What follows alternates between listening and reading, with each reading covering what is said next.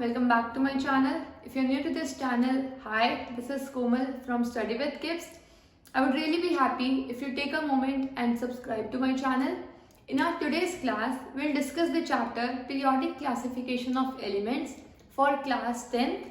Before beginning the class, I wish you a very Merry Christmas. May the joy and peace of Christmas stays with you throughout the year. So now let's get started with the first topic, Dobereiner traits, and with the chapter Periodic Classification of Elements. We need classification in our daily life. मतलब हमें हर चीज़ को classify करना बहुत important है ताकि चीज़ें order में रहे. हम खाने का सामान और बेदिंग सोप हम हमेशा हर चीज़ डिफरेंट प्लेस पर रखते हैं ताकि डिसऑर्डर क्रिएट ना हो जाए. सेम एलिमेंट्स को क्लासिफाई करना बहुत इंपॉर्टेंट है और एलिमेंट्स की क्लासिफिकेशन के लिए many scientist propose different ideas. Different scientist आए, उन्होंने डिफरेंट आइडियाज प्रपोज किए. फर्स्ट साइंटिस्ट वॉज डोबेराइनर और डोबेराइनर ने बोला कि हम क्लासिफिकेशन कैसे कर सकते हैं. ही टोल्ड कि अगर आप 3 एलिमेंट्स लेते हो A, B and C, if you take 3 elements A, B and C and arrange them in the order of increasing atomic masses. Let's mass of A is 10, mass of B is 20 and mass of C is 30. तो अगर हम इन तीनों को increasing atomic masses में arrange करते हैं, मतलब 10 सबसे कम और 30 सबसे ज्यादा, तो ही स्टेटेड दैट जो मिडिल वाले का मास होगा that will be the average of the other two. और हम एवरेज कैसे कैलकुलेट करते हैं? C का मास प्लस A का mass upon 2. Mass of C is 30, mass of A is 10 and if we divide it by 2 we get 20. तो 20 मास किसका आया? B का. डोबेराइनर ने बोला आप एलिमेंट्स लो, उसे क्लासिफाई करो ट्रायड्स की फॉर्म में. Try means 3, like try colour होता है मतलब 3 कलर. ट्राई का मतलब है 3. आपको 3 एलिमेंट्स लेने हैं और उसे रखना है, प्लेस करना है in the order of increasing atomic masses and you will see that the middle element, the atomic mass of middle element will be the average of the other two. इन दोनों की average क्या होगा? middle element. तो that would be 20. And this was the advantage of Dobereiner. आपको हर scientist की classification की you have to learn the advantages and also the limitations कि कहाँ पर उनका drawback था, कहाँ पर उन्होंने गलती की जो next scientist ने improve की. तो डोबेराइनर की अच्छी बात ये थी कि इसने क्लासिफिकेशन का वे बताया था कि आप कैसे क्लासिफाई एलिमेंट्स को कर सकते हो. अभी 118 एलिमेंट्स प्रेजेंट हैं जो डिस्कवर हो चुके हैं. कितने एलिमेंट्स प्रेजेंट है? 118 एलिमेंट्स. और जब डोबेराइनर ने क्लासिफिकेशन की थी तो he could identify only 3 triads.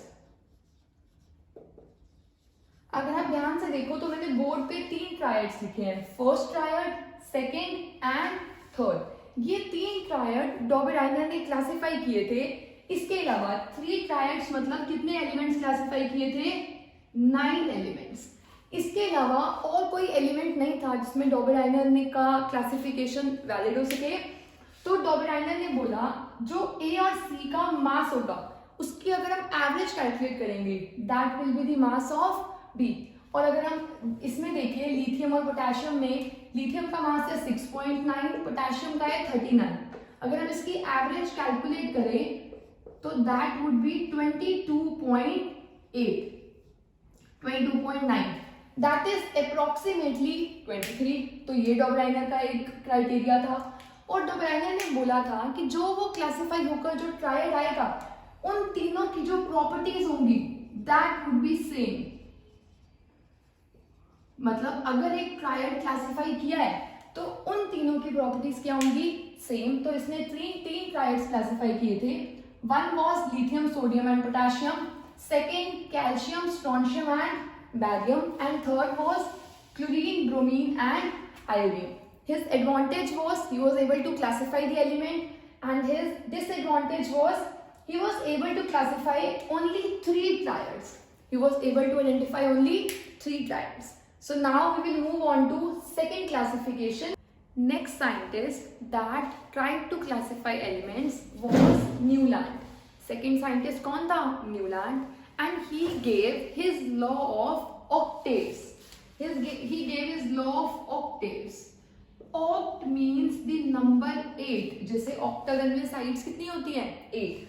तो इसने अपना लॉ दिया था, लॉ ऑफ ऑक्टेव्स, जिसमें इसने बोला कि जैसे म्यूजिक की 7 नोट्स होती हैं. 7 नोट्स कौन सी होती हैं? सा, रे, गा, मा, पा, धा एंड नी.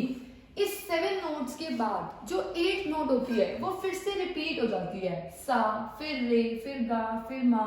ऐसे नोट्स अपने आप को बार बार क्या रिपीट करती है? After every 7th.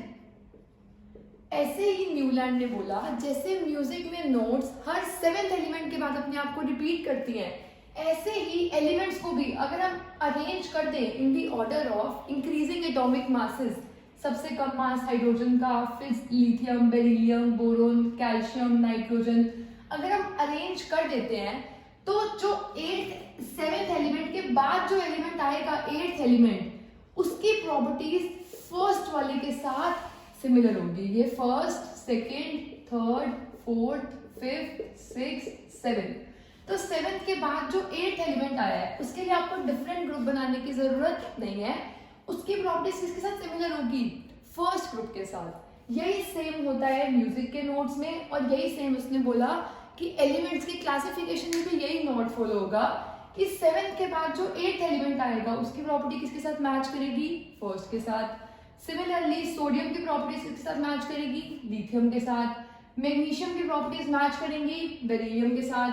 एल्यूमिनियम की प्रॉपर्टीज मैच करेंगी बोरॉन के साथ. सो आपको पता होना चाहिए अगर Newland law of octaves define करने के लिए आता है तो लॉ क्या था and what were his limitations. इसकी भी लिमिटेशंस थी, कुछ ड्रॉबैक्स थे इसकी क्लासिफिकेशन के. इसमें देखा गया, इसने बोला कि जो 7th एलिमेंट के बाद जो 8th एलिमेंट आएगा उसकी और इसकी प्रॉपर्टीज क्या होंगी? बिल्कुल सेम. मतलब फ्लोरीन, हाइड्रोजन, क्लोरीन की सबकी प्रॉपर्टीज क्या होनी चाहिए? सेम. ऐसे ही सोडियम, लिथियम, पोटेशियम, कॉपर, इन सब की प्रॉपर्टीज क्या होंगी? सेम. तो सेम प्रॉपर्टीज वालों को हमने सेम ग्रुप में प्लेस किया है. अब देखा गया कि कैल्शियम के बाद इसका लॉ फॉलो नहीं हो रहा था. कैल्शियम के बाद जो ये एलिमेंट्स थे, ये एलिमेंट्स अपने पहले वाले एलिमेंट्स के साथ प्रॉपर्टीज सिमिलर शो नहीं करते थे. So first limitation would be this law was applicable only up to calcium. Calcium तक इसका लॉ एप्लीकेबल था न्यूलैंड का, और उसके बाद एप्लीकेबल नहीं था. Second limitation would B he said only 56 elements existed. जब न्यूलैंड ने अपना क्लासिफिकेशन स्टार्ट किया था तब 56 एलिमेंट्स एग्जिस्ट करते थे, और इसने अपनी टेबल में कहीं पर भी कोई स्पेस नहीं छोड़ा कि यहाँ पर नेक्स्ट मास का एलिमेंट आ सके. तो इसने सोचा कि 56 एलिमेंट्स एग्जिस्ट करते हैं, और इसने बोल्डली बोला कि फ्यूचर में कोई भी एलिमेंट डिस्कवर नहीं हो पाएगा. तो ये काफी कॉन्ट्राडिक्टरी स्टेटमेंट था, क्योंकि अभी भी हम जानते हैं कि कितने एलिमेंट्स डिस्कवर हो चुके हैं? 118. तो ये तो गलत ही था कि 56 एलिमेंट्स एग्जिस्ट करते हैं और इसके अलावा कभी डिस्कवर ही नहीं हो पाएंगे.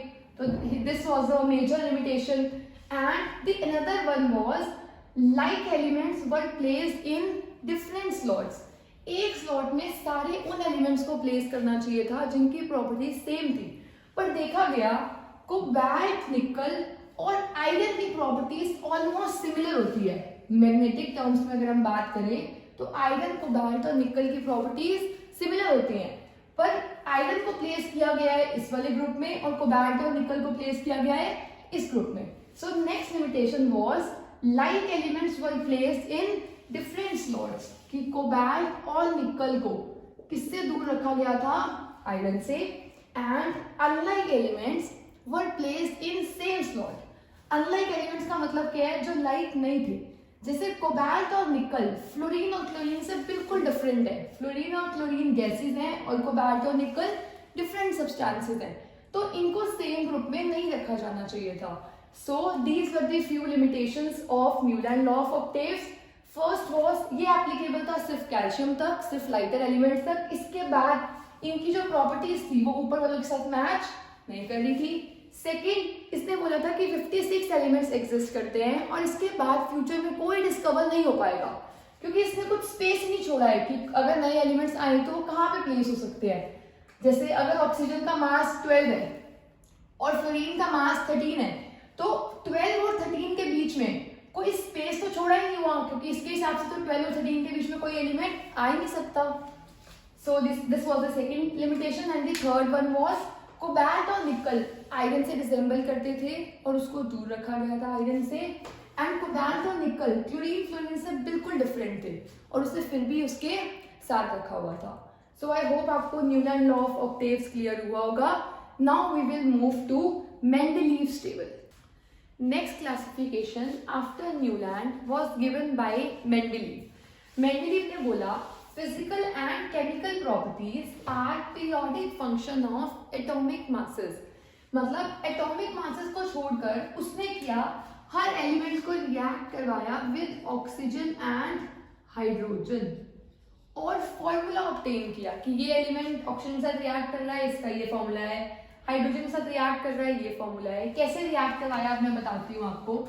जैसे अगर हाइड्रोजन ऑक्सीजन के साथ रिएक्ट करेगा तो क्या बनता है, वाटर H2O। अगर लिथियम ऑक्सीजन के साथ रिएक्ट करता है तो फॉर्मूला बनता है Li2O। सोडियम रिएक्ट करता है ऑक्सीजन के साथ तो बनता है Na2O। पोटेशियम जब रिएक्ट करेगा ऑक्सीजन के साथ तो बनेगा K2O। तो इसने बोला यहाँ पर एलिमेंट आए, एलिमेंट को रिप्रेजेंट किया है किससे, R से, 2O, R2O। सिमिलर R2 वालों को इसने प्लेस कर दिया सिंगल ग्रुप में, ऐसे ही जिनका फॉर्मूला RO होता है। जैसे अगर हम बात करें मैग्नीशियम की, मैग्नीशियम जब ऑक्सीजन के साथ रिएक्ट करता है तो फॉर्मूला बनता है MgO। Ca जब रिएक्ट करता है ऑक्सीजन के साथ तो फॉर्मूला बनता है CaO। तो यहाँ पर एलिमेंट है और यहाँ पर ऑक्सीजन है तो फॉर्मूला क्या बना, RO। R रिप्रेजेंट कर रहा है किसी भी एलिमेंट को, तो RO वालों को प्लेस कर दिया एक ग्रुप में। R2O3 जैसे एल्यूमिनियम फॉर्मूला बनाता है ऑक्सीजन के साथ Al2O3, तो R2O3 वालों को प्लेस कर दिया एक ग्रुप में। ऐसे इसने टोटल ग्रुप्स बनाए 8, 1 2 3 till 8 तक। आप एनसीईआरटी से रेफर कर सकते हो कि पूरी पीरियोडिक टेबल क्या थी। टोटल ग्रुप्स थे 8 और टोटल पीरियड्स थे 6। अब ग्रुप्स और पीरियड्स होते क्या हैं, ग्रुप्स होते हैं वर्टिकल कॉलम्स और पीरियड्स होते हैं हॉरिजॉन्टल रोज। हॉरिजॉन्टल का मतलब होता है ऐसे जो चले, एक्स एक्सिस में जो चलता है वो क्या होता है, हॉरिजॉन्टल, और उसे हम बोलते हैं पीरियड्स। और ग्रुप होते हैं वर्टिकल, जैसे पोल होता है खंबा, वो वर्टिकल होता है, तो ये होगा वर्टिकल। वर्टिकल अगर आप ध्यान से देखो तो वर्टिकल कॉलम्स कितने हैं, 8, 1 2 3 till 8। और अगर आप पीरियड्स देखो तो कितने हैं, 1 2 3 4 5 एंड 6। तो एग्जाम के लिए इंपॉर्टेंट क्वेश्चन है कि मेंडलीव की टेबल में कितने ग्रुप्स थे और कितने पीरियड्स थे। There were 8 groups and 6 periods. What are groups and what are periods? Group are the vertical column and period are the horizontal rows. अब इसने क्लासिफिकेशन किया था फिजिकल और केमिकल प्रॉपर्टीज के बेसिस पे। केमिकल प्रॉपर्टीज में इसने रिएक्ट किसके साथ करवाया, with oxygen as well as hydrogen. Hydrogen के साथ फॉर्मूला क्या बना, RH, उनको सेम ग्रुप में, RH2 same group, RH3 same group. Similar chemical properties को प्लेस किया था सेम ग्रुप में। मेंडलीव की टेबल अभी तक के सारे साइंटिस्ट से काफी बेटर थी, काफी अच्छी अप्रोच उसने चूज की थी। सो इसके काफी सारे एडवांटेजेस थे। Will discuss the advantages one by one. First advantage was he left gaps. Newland law of octaves में सबसे ज्यादा प्रॉब्लम एक ये थी कि उसने बोला था 56 एलिमेंट्स हमें डिस्कवर हुए हैं और इसके बाद फ्यूचर में कोई भी एलिमेंट डिस्कवर नहीं हो पाएगा, क्योंकि उसकी टेबल में कोई जगह ही नहीं थी। अगर कोई एलिमेंट डिस्कवर होता तो उसे प्लेस कहाँ करते, उसकी टेबल में तो कोई स्पेस था ही नहीं। और मेंडलीव ने अपनी टेबल में यहाँ पर स्पेस छोड़ा हुआ था, यहाँ पर स्पेस छोड़ा हुआ था, यहाँ पर स्पेस छोड़ा हुआ था। इनफैक्ट और भी काफी सारे गैप्स इसने छोड़े हुए थे और इसने उसे बोल्डली कहा था कि जो गैप्स मैंने छोड़े हुए हैं वो मेरी गलती नहीं है, वो मेरी कमी नहीं है, वो एलिमेंट्स को रिप्रेजेंट कर रहे हैं जो अभी तक डिस्कवर नहीं हुए हैं पर फ्यूचर में डिस्कवर जरूर होंगे। मतलब जो गलती न्यूलैंड की थी इसने उसे अपने कॉन्फिडेंस में लेके बोला कि वो एलिमेंट्स अभी डिस्कवर ही नहीं हुए हैं, और जो एलिमेंट्स डिस्कवर नहीं हुए उन्हें मैं पहले से कैसे बता दूं। तो इसने उन सब के लिए गैप छोड़ा। तो first advantage gaps. Second advantage थी ही करेक्टेड दी डाउटफुल मासेस। जब इसने इस टेबल को बनाया, फिजिकल और केमिकल प्रॉपर्टीज से इसने अरेंज किया, तो इसने देखा इसकी पूरी टेबल अरेंज हो चुकी थी एटॉमिक मासेस के ऊपर। मतलब मास, हाइड्रोजन का काम इधर जाते हुए मास इंक्रीज हो रहा है, फिर मास इंक्रीज हो रहा है, फिर मास इंक्रीज हो रहा है।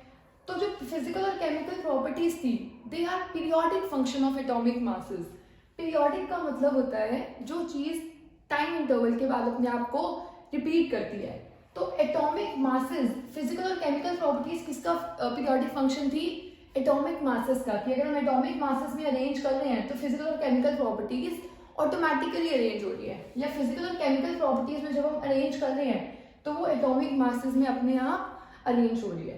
तो सेकेंड थी, इसने करेक्ट किया था डाउटफुल मासेस को। जैसे अगर आप ये देखो, बेरिलियम प्लेस्ड है लिथियम और बोरोन के बीच में, तो लिथियम का मास बेरिलियम से कम होगा और बोरोन का मास ज्यादा होगा।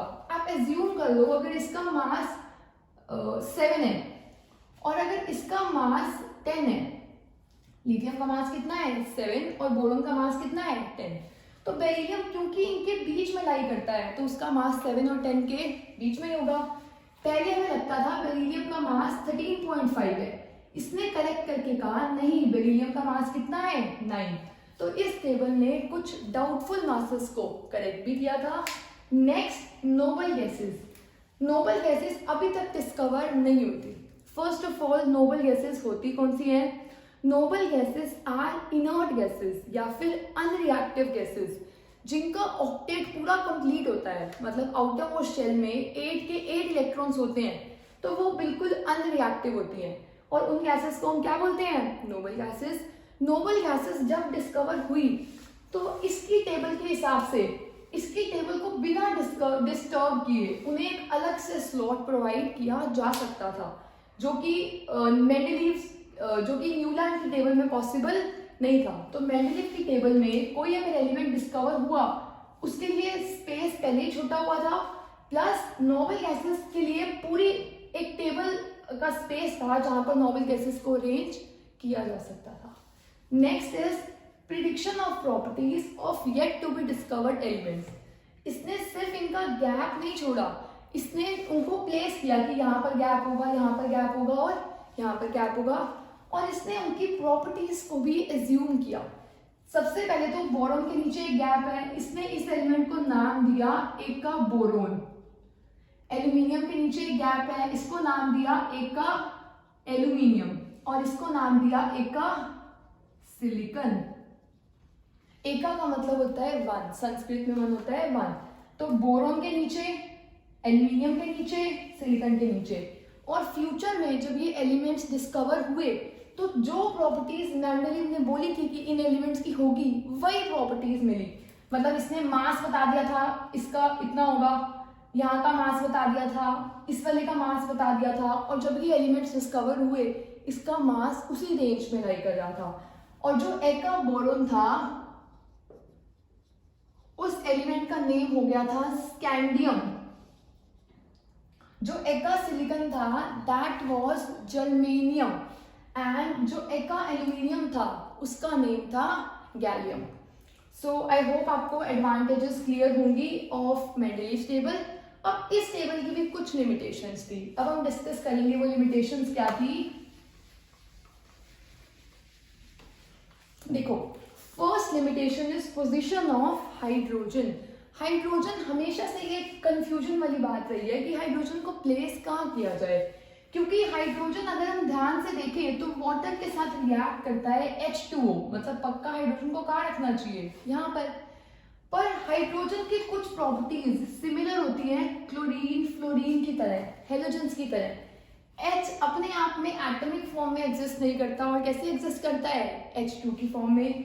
Cl भी एग्जिस्ट करता है, Cl2, F भी एग्जिस्ट करता है, F2। तो हाइड्रोजन रिजेंबल करता है इनको, तो हाइड्रोजन को इनके साथ रखना चाहिए, इसके साथ क्यों रखा है? और हमेशा से ये कंट्रोवर्शियल बात थी कि हाइड्रोजन को प्लेस कहाँ करें। इनके साथ मेटल्स के साथ प्लेस करें या फिर हेलोजन्स के साथ प्लेस करें। Second limitation is position of isotopes. अब आइसोटॉप्स क्या होते हैं? आइसोटॉप्स वो एटम्स होते हैं सेम एलिमेंट के जिनका मास डिफरेंट होता है। जैसे मास डिफरेंट होता है का मतलब है क्लोरीन के दो आइसोटॉप्स होते हैं, एक होता है 35 मास का और एक होता है 37 मास का। मतलब क्लोरीन एलिमेंट कभी एग्जिस्ट करता है 35 और कहीं पर एग्जिस्ट करता है एज मास 37। तो अगर क्लोरीन के दो मासेस हैं और ये टेबल एटॉमिक मास के बेसिस पे है तो क्लोरीन को दो पोजीशंस मिलनी चाहिए। या फिर अगर हम हाइड्रोजन की बात करें तो हाइड्रोजन के 3 आइसोटॉप्स होते हैं। इस अकॉर्डिंग से अगर हाइड्रोजन के 3 आइसोटॉप्स हैं तो हाइड्रोजन को पोजीशन भी कितनी मिलनी चाहिए? 3, क्योंकि 3 अलग अलग मासेस हैं। इसका मास 3 है, इसका मास 2 है और इसका मास 1 है। पर आप टेबल में देखो हाइड्रोजन को एक ही जगह दी गई है, क्यों 3 जगह देते? तो ये हमेशा से कंफ्यूजन रही थी कि आइसोटॉप्स को कहाँ प्लेस करें, अलग अलग या फिर साथ में। नेक्स्ट लिमिटेशन थी एनॉमलस पेयर। एनॉमलिटी का मतलब होता है किसी एक स्ट्रेट पाथ से डेविएट करना। मतलब अगर आप कोई चीज बोल रहे हो उससे कुछ डिफेक्ट आ जाता है उससे हम डेविएट कर जाते हैं तो उसे हम बोलते हैं एनोमैलिटी आ गई है। तो वो कैसे आई थी? अगर हम बात करते हैं, हमें पता है लेफ्ट से राइट जाने में एटॉमिक मास क्या कर रहा है? इंक्रीज। पर कोबाल्ट और निकल में गए, कोबाल्ट का एटॉमिक मास था 58.93 और निकल का मास था 58.71। अब आप देखो कोबाल्ट का ज्यादा है, निकल का कम है, तो निकल को यहाँ प्लेस होना चाहिए था और कोबाल्ट को वहां पर। तो इसकी अपनी टेबल में ही कुछ डिफेक्ट्स थे जो एटॉमिक मास के बेसिस पर अरेंज्ड नहीं थे। Next limitation is he placed like elements in different group. Like का मतलब है जिनकी प्रॉपर्टी सेम है उनको एक ही ग्रुप में रखना चाहिए टेक्निकली, पर इसने उनको डिफरेंट ग्रुप्स में रखा। जैसे अगर आप एनसीईआरटी में पूरी टेबल देखो तो प्लैटिनम और गोल्ड सेम ग्रुप में लाई नहीं करते हैं, अलग अलग ग्रुप में लाई करते हैं। So these were the 4 limitations of Mendeleev table. 4 advantages were, इसने गैप्स छोड़े थे अपनी टेबल में, इसने कुछ का एटॉमिक मास जो डाउटफुल था उनको करेक्ट किया।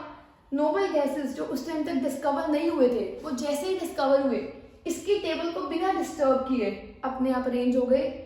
और इसने कुछ प्रॉपर्टीज जो एलिमेंट्स डिस्कवर नहीं हुए थे उनकी प्रॉपर्टीज को इसने पहले से ही प्रिडिक्ट कर दिया था। एंड लिमिटेशंस आर हाइड्रोजन की पोजीशन, की हाइड्रोजन को कहाँ प्लेस करें, यहाँ पर प्लेस करें या फिर क्लोरीन के साथ प्लेस करें। आइसोटॉप्स के मास अलग है तो 3 पोजीशंस मिलनी चाहिए हाइड्रोजन को। एनॉमलस पेयर मतलब इसके कुछ में मिस्टेक्स थी, जैसे कोबाल्ट और निकल में कोबाल्ट को इधर आना चाहिए था और निकल को यहाँ पर। नेक्स्ट लाइक एलिमेंट्स को डिफरेंट ग्रुप में प्लेस किया गया था। मतलब प्लैटिनम और गोल्ड की प्रॉपर्टी सेम होती हैं पर फिर भी इन्हें डिफरेंट ग्रुप में प्लेस किया गया था। So that was all about Mendeleev's table. Now we will move on to next table and that is modern periodic table, जो आप अपनी केमिस्ट्री लैब में देखोगे, जो अब प्रेजेंट टाइम में यूज होती है। That is modern periodic table. So let's continue with modern periodic table now. Modern periodic table was given by Henry Moseley and it was a revolutionary breakthrough. अब ये revolutionary breakthrough क्यों था? मतलब ऐसा क्यों बोला जा रहा है कि हम modern periodic table को यूज कर रहे हैं और बाकी सारी टेबल्स को बिल्कुल डिस्कार्ड कर रहे हैं, हम बिल्कुल यूज नहीं कर रहे हैं? क्योंकि मॉडर्न पीरियोडिक टेबल में हेनरी ने एक्सप्लेन किया था कि अभी तक जो भी हम क्राइटेरिया ले रहे हैं क्लासिफिकेशन का वो बिल्कुल गलत है। डॉबराइनर ने क्लासिफिकेशन में क्राइटेरिया लिया था atomic mass, increasing atomic masses. Newland ने भी कौन सा लिया था? Increasing atomic masses.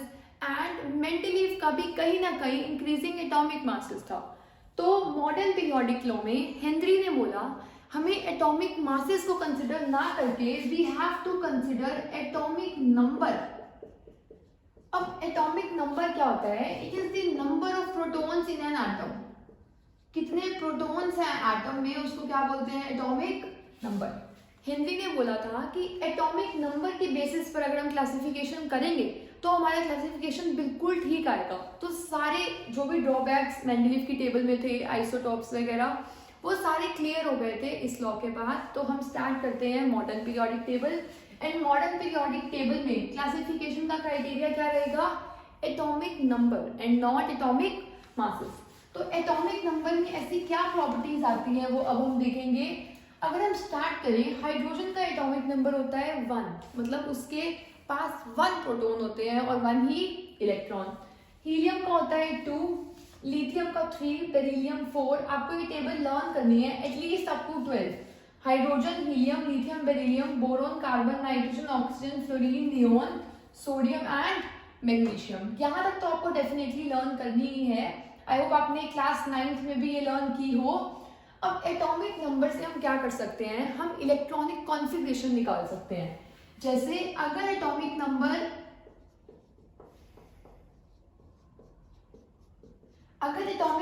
1 है तो इलेक्ट्रॉनिक कॉन्फ़िगरेशन भी क्या होगा?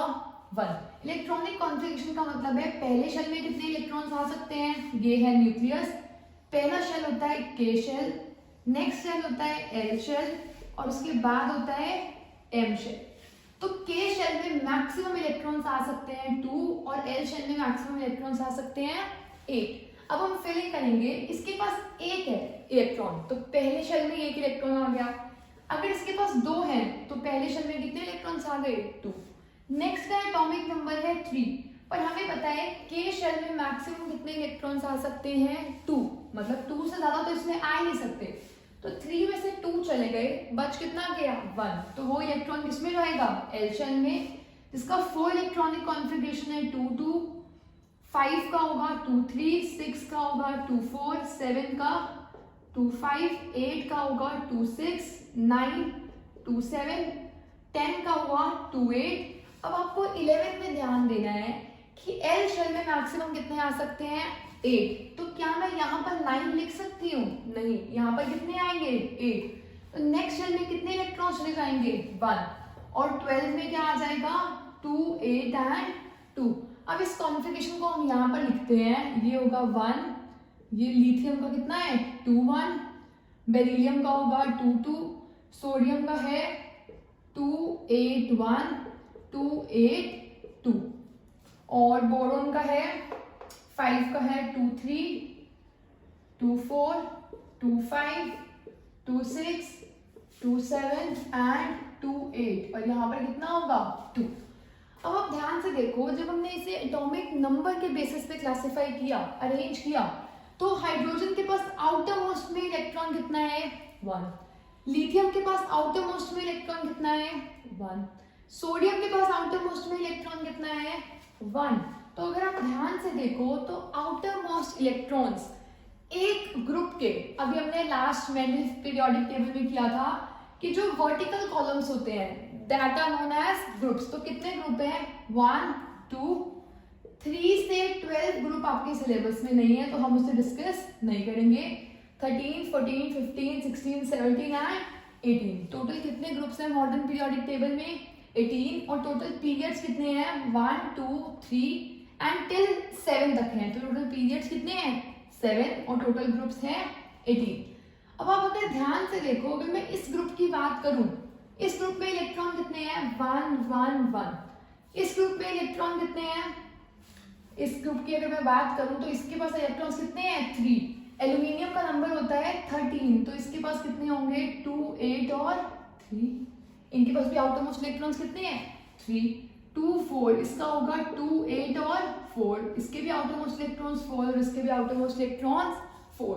तो अभी हमने देखा एक ग्रुप में आउटर मोस्ट इलेक्ट्रॉन्स क्या रहते हैं? सेम। और पीरियड्स में क्या हो रहा है? ये पीरियड था, अगर ये पीरियड नंबर 1 है, अगर हम ध्यान से देखें, इसके पास वैलेंस इलेक्ट्रॉन्स है 1, इसके पास भी वैलेंस इलेक्ट्रॉन्स 1, इसके पास भी वैलेंस इलेक्ट्रॉन्स 1। जिनके पास आउटर मोस्ट इलेक्ट्रॉन 1 और 2 होते हैं उनको हम क्या बोलते हैं? मेटल्स। अब आप यहाँ पर देखो, इसके पास इलेक्ट्रॉन्स हैं वैलेंस 5, इसके पास है 6, इसके पास है 7 और इसके पास है 8। तो 8 4 5 से 8 वालों को हम क्या बोलते हैं? Non metals. और मेटल्स और नॉन मेटल्स को एक लाइन सेपरेट कर दी है हमारे मॉडर्न पीरियोडिक टेबल में और उसे हम बोलते हैं मेटलॉइड्स। क्या बोलते हैं, मेटलॉइड्स। तो बोरॉन और सिलिकॉन क्या है, मेटलॉइड्स। अब ये भी पूछ सकते हैं कि मॉडर्न पीरियोडिक टेबल में मेटल्स और नॉन मेटल्स के बीच में कौन है, मेटलॉइड्स। मेटल्स और नॉन मेटल्स में एक जिगजैग लाइन से एनसीईआरटी में सेपरेट किया हुआ है मेटल्स और नॉन मेटल्स को, और उस जिगजैग लाइन को बोलते हैं मेटलॉइड्स। मेटल्स के पास वैलेंस शेल में इलेक्ट्रॉन्स होते हैं 1 2, नॉन मेटल्स के पास या 3 4, और नॉन मेटल्स के पास 5 6 7 इलेक्ट्रॉन्स होते हैं आउटरमोस्ट शेल में। और अभी हम देख रहे थे, अगर हम ग्रुप की बात करें, ग्रुप 1, ये है ग्रुप 1, इसमें वैलेंस इलेक्ट्रॉन्स कितने हैं, ग्रुप 1 में वैलेंस इलेक्ट्रॉन्स हैं 1। अगर मैं बात करूं ग्रुप 2 की, तो वैलेंस इलेक्ट्रॉन्स कितने हैं 2। ग्रुप 13 की, अब मैंने आपको बताया 3 to 12 तो आपके सिलेबस में नहीं है, ग्रुप 13 में वैलेंस इलेक्ट्रॉन्स कितने हैं 3। अब मैं वैलेंस इलेक्ट्रॉन्स बार बार बोल तो रही हूँ, वैलेंस इलेक्ट्रॉन्स का मीनिंग क्या होता है कि हमने क्लास 9th में डिस्कस किया हुआ है।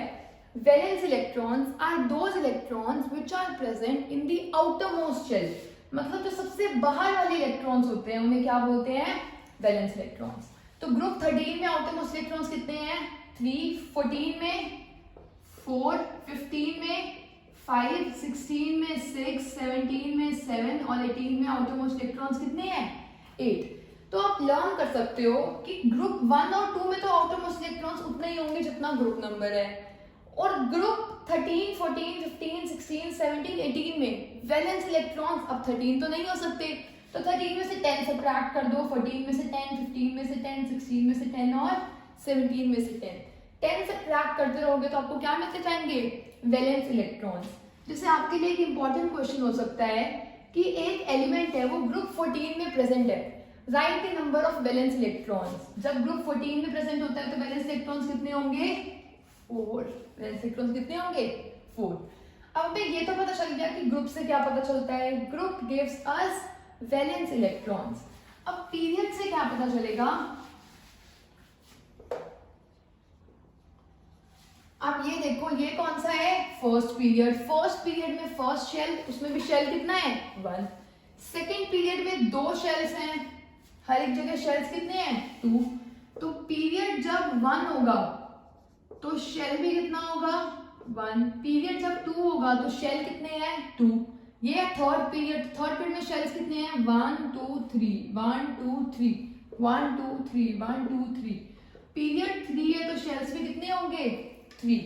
तो पीरियड से नंबर से हमें पता चलता है कि शेल नंबर क्या होगा, ग्रुप नंबर से हमें पता चलता है कि वैलेंस इलेक्ट्रॉन्स कितने होंगे। अब हम देखते हैं पीरियड में शेल्स कितने होंगे। अगर हमें क्वेश्चन में बोला हुआ है कि वो बिलोंग करता है ग्रुप 14 और पीरियड 3, ग्रुप 14 और किसमें बिलोंग करता है थर्ड पीरियड में, तो आपको पता कैसे चलेगा कि वो एलिमेंट कौन सा है। ग्रुप 14 है तो वैलेंस इलेक्ट्रॉन्स कितने होंगे 4। पीरियड 3 है तो कितने शेल्स होंगे 3 shells, first shell, second shell, third shell, और थर्ड शेल में इलेक्ट्रॉन्स कितने हैं 4।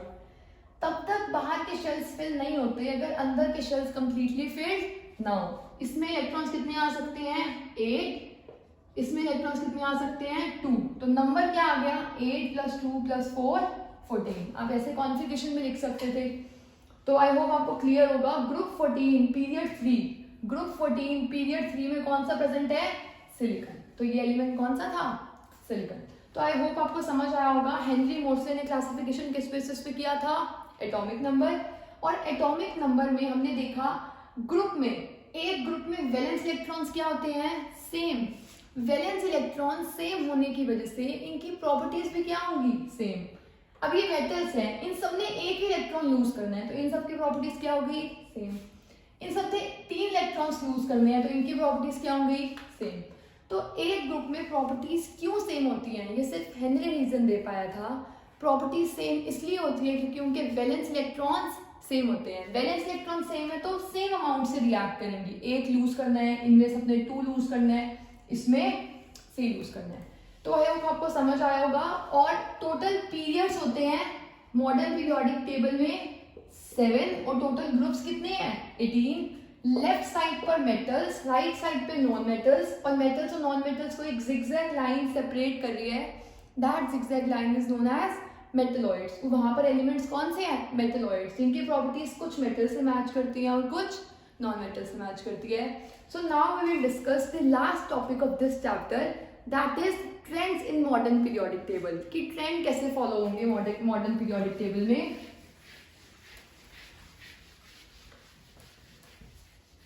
First trend is valence electrons. Valence electrons group में कैसा ट्रेंड फॉलो होगा और पीरियड में कैसा ट्रेंड फॉलो होगा. अब आप ध्यान से देखो, अगर हम ग्रुप की बात करें, इस सब में वैलेंस इलेक्ट्रॉन्स कितने हैं? 1. मतलब वैलेंस इलेक्ट्रॉन्स ग्रुप में क्या रहते हैं? सेम. पीरियड में देखो, यहाँ पर 1 2 3 4 5 6 7 8 वैलेंस इलेक्ट्रॉन्स पीरियड्स में इंक्रीज होते हैं from 1 to 8. Valence electron group में सेम रहेंगे और पीरियड्स में चेंज होंगे. Next is valency.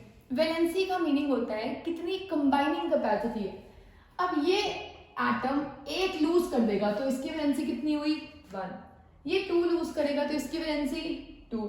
ये 3 लूज करेगा तो वैलेंसी 3. ये 3 गेन करेगा, 5 वाला 3 गेन करेगा तो इसकी वैलेंसी भी कितनी है? 3. 6 वाला 6 लूज नहीं करेगा, 2 गेन करेगा तो इसकी वैलेंसी कितनी है? 2. अब ध्यान से देखो, इसकी वैलेंसी 1 2 3 4. फिर 5 वाले की वैलेंसी कितनी है? 3. 6 की वैलेंसी 2. 7 की वैलेंसी 1, क्योंकि उसे सिर्फ 1 गेन करना है. इसके आउटर मोस्ट में 8 इलेक्ट्रॉन्स है, उसे ना ही कुछ गेन करना है और ना ही लूज करना है. तो इन्हीं गैसेस को हम क्या बोलते हैं? Noble gases. तो वैलेंसी पहले तो इंक्रीज हो रही है, 1 2 3 4 1 to 4 तक इंक्रीज हो रही है, फिर 4 से 0 तक डिक्रीज हो रही है पीरियड में. और अगर हम ग्रुप की बात करें, इसकी भी वैलेंसी 1, इसकी भी 1, इसकी भी 1, इसकी 2, इसकी 2, मतलब एक ग्रुप में वैलेंसी क्या होगी? सेम. एक ग्रुप में वैलेंसी क्या होगी? सेम. और वैलेंस इलेक्ट्रॉन्स क्या होंगे? ग्रुप में सेम रहेंगे और पीरियड में चेंज होंगे. So next trend that we will discuss now is size. Next trend is atomic size. आप देखो, इसमें एक शेल है, इसमें 2 शेल्स हैं और इसमें कितने शेल्स हैं? 3. मतलब nucleus 1 shell, nucleus 2 shells, nucleus 3 shells. आपको एविडेंटली दिख रहा होगा कि जैसे जैसे नंबर ऑफ शेल इंक्रीज हो रहे हैं, एटम का साइज इंक्रीज हो रहा है. तो atomic sizes increases in a group. Atomic sizes increase क्यों होता है? एग्जाम का बहुत इंपॉर्टेंट क्वेश्चन है. Why atomic size increase in a group? Because as we move downwards number of shells are added. Number of shells increase. क्योंकि number of shells increase हो रहे हैं तो एटॉमिक साइज भी ग्रुप में इंक्रीज होगा. अब आप देखो पीरियड में क्या होगा. इसके पास 2 शेल्स हैं, इसके पास भी 2 हैं, इसके पास भी 2 हैं, इसके पास भी 2 हैं. अगर मैं ड्रॉ करूं, nucleus first shell second shell, nucleus first shell second. मैंने ये ड्रॉ किया है लिथियम, बेरिलियम, बोरॉन और कार्बन. लिथियम के पास वैलेंस शेल में 1 इलेक्ट्रॉन है, बेरिलियम के पास 2 है, बोरॉन के पास 3 है और कार्बन के पास 4 है. अब देखो, आपको दिखने में तो लग रहा है क्योंकि शेल सेम है तो साइज क्या रहना चाहिए? सेम. पर साइज सेम नहीं रहता. सेम क्यों नहीं रहता? यहाँ पर न्यूक्लियस सिर्फ 1 इलेक्ट्रॉन को अट्रैक्ट कर रहा है, यहाँ पर न्यूक्लियस 2 इलेक्ट्रॉन्स को अट्रैक्ट कर रहा है, मतलब फोर्स लगा रहा है ज्यादा. यहाँ पर 3 पे फोर्स लगा रहा है और फोर्स लगा रहा है. अब 4 को अट्रैक्ट कर रहा है, 4 को इसने बाइंड कर रखा है. तो इससे होगा क्या? इसका साइज इतना था, इसका साइज थोड़ा सा कम, इसका और कम और इसका बिल्कुल कम. साइज लेफ्ट से राइट जाने में क्या हो रहा है? डिक्रीज. अब लेफ्ट से राइट जाने में साइज डिक्रीज क्यों हो रहा है? साइज डिक्रीज होने का रीजन है because as we move from left to right number of electrons increases. Valence electrons क्या हो रहे हैं? इंक्रीज. सो न्यूक्लियस का होल्ड जो है वो फोर्स ऑफ अट्रैक्शन है वो इंक्रीज हो रहा है. और जब फोर्स ऑफ अट्रैक्शन ज्यादा होगा तो साइज क्या होता जाएगा? छोटा होता जाएगा. तो साइज लेफ्ट से राइट जाने में क्या हो रहा है? डिक्रीज. आई होप आपको क्लियर हो गया होगा ये. और इसके एक्सप्लेनेशन में आप क्या लिखोगे? Force of attraction increases, so size decreases. Next is chemical reactivity. Chemical reactivity में 2 पॉइंट्स आते हैं. फर्स्ट आएगा मेटेलिक बिहेवियर. अब मेटल्स के लिए केमिकल रिएक्टिविटी क्या है? मेटल्स को इलेक्ट्रॉन्स लूज करने होते हैं. अगर आप नीचे जाओ तो शेल इंक्रीज होता जा रहा है. पहले इसका होल्ड ज्यादा था, अब इसका होल्ड कम हो गया, अब इसका होल्ड और कम हो गया. अब जैसे आप इसे एक एग्जांपल से देख सकते हो, एक पेरेंट का एक ही बच्चा है, ओनली चाइल्ड, तो होल्ड बहुत ज्यादा होगा. एक के 2 हैं तो दोनों पे ध्यान थोड़ा सा कम हो जाएगा कंपेरेटिवली. और अगर 3 हैं तो होल्ड कम होता जाएगा. अगर क्योंकि इसका डिस्टेंस बहुत ज्यादा बढ़ गया है. जैसे जैसे नया शेल ऐड होता है, जैसे जैसे एक बेबी बॉर्न होता है, तो फैमिली में थोड़ा सा कनेक्शन कम हो जाता है, हल्का सा कम हो जाता है. तो मेटल का बिहेवियर, अब न्यूक्लियस जितना अट्रैक्ट इस इलेक्ट्रॉन को कर रहा था, उतना इलेक्ट्रॉन इस इलेक्ट्रॉन को अट्रैक्ट नहीं कर पा रहा.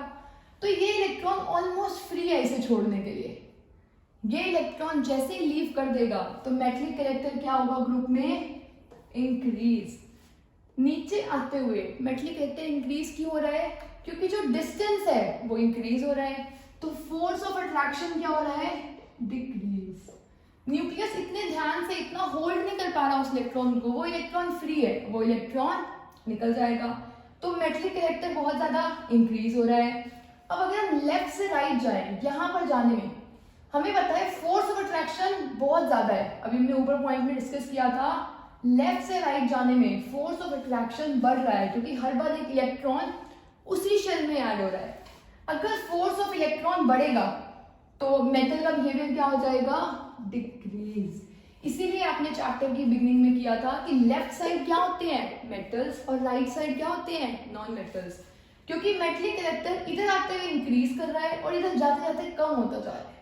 इधर जाते हुए मेटलिक कैरेक्टर कम हो रहा है, तो कौन सा कैरेक्टर बढ़ रहा होगा? नॉन मेटलिक कैरेक्टर उधर जाते हुए बढ़ रहा होगा. अब वो कैसे बढ़ेगा हम वो देख लेते हैं. नॉन मेटलिक कैरेक्टर का मतलब होता है इलेक्ट्रॉन्स को गेन करना है. नॉन मेटल इलेक्ट्रॉन को क्या करता है? गेन. अब आप सोच के देखो, यहाँ पर एक इलेक्ट्रॉन है और यहाँ पर एक इलेक्ट्रॉन है. इसने इसे गेन करना है और इस न्यूक्लियस ने इसे गेन करना है. यहाँ पर 3 बच्चे खड़े हैं कि नहीं, 4th वन अडॉप्ट नहीं हो सकता. यहाँ पर एक ही बच्चा है, वो भी कहेगा अडॉप्ट कर लो, 2 हो जाएंगे. यहाँ पर 3 पहले ही बैरियर खड़े हैं कि ये इलेक्ट्रॉन को हम नहीं आने देंगे. मतलब नीचे आते हुए नॉन मेटलिक कैरेक्टर क्या हो रहा है? डिक्रीज. नॉन मेटलिक कैरेक्टर क्या हो रहा है? डिक्रीज. क्योंकि फोर्स ऑफ अट्रैक्शन डिक्रीज हो रहा है. फोर्स ऑफ अट्रैक्शन डिक्रीज हो रहा है और शेल्स की वजह से इतनी दूरी है कि ये इसे अपने पास नहीं ले पाएगा, गेन नहीं कर पाएगा. और अगर ये इसे गेन नहीं कर पाएगा तो ये आसानी से गेन कर लेगा. तो नीचे आते हुए नॉन मेटलिक कैरेक्टर क्या होता है? डिक्रीज. जैसे अगर आपसे कोई पूछे ऑक्सीजन ज्यादा नॉन मेटलिक है या ये वाला एलिमेंट, या फिर नाइट्रोजन ज्यादा नॉन मेटलिक है या फॉस्फोरस, तो अगर आप नाइट्रोजन और फॉस्फोरस से देखो, नीचे आते हुए नॉन मेटलिक कैरेक्टर क्या हो रहा है? डिक्रीज. मतलब नाइट्रोजन कैसा होगा? More non metallic. नाइट्रोजन कैसा होगा? More non metallic. और अगर हम बात करें लेफ्ट से राइट जाने में नॉन मेटलिक कैरेक्टर इंक्रीज होता है क्योंकि लेफ्ट से राइट जाने में साइज क्या हो रहा है? डिक्रीज. छोटा साइज है, इलेक्ट्रॉन देखेगा, अट्रैक्ट कर लेगा. साइज बड़ा होगा तो इलेक्ट्रॉन गेन नहीं हो सकता. जब साइज बड़ा होता है तो इलेक्ट्रॉन लूज किया जा सकता है पर इलेक्ट्रॉन गेन नहीं किया जा सकता. जब साइज छोटा होता है तो इलेक्ट्रॉन लूज नहीं किया जाता और इलेक्ट्रॉन गेन इजीली हो जाता है. तो मेटेलिक बिहेवियर ऊपर से नीचे आते हुए इंक्रीज करता है और लेफ्ट से राइट जाते हुए डिक्रीज करता है. नॉन मेटेलिक कैरेक्टर लेफ्ट से राइट जाते हुए इंक्रीज करता है और ऊपर से नीचे आने में डिक्रीज करता है. और इसमें ना क्वेश्चंस आपके पास ऐसे भी आ सकते हैं कि केमिकल रिएक्टिविटी किसकी ज्यादा है, लिथियम की या सोडियम की. तो आपको पता है केमिकल रिएक्टिविटी, मेटल्स हैं ये तो, और मेटल्स की केमिकल रिएक्टिविटी क्या होगी? लूज करने की. तो सोडियम ज्यादा रिएक्टिव है क्योंकि सोडियम इजीली लूज कर लेगा. So this was all about today's class. I hope you liked the video, and if you did, please share the video with your friends as well. Thanks for watching. I hope you all have a very nice day. Thank you.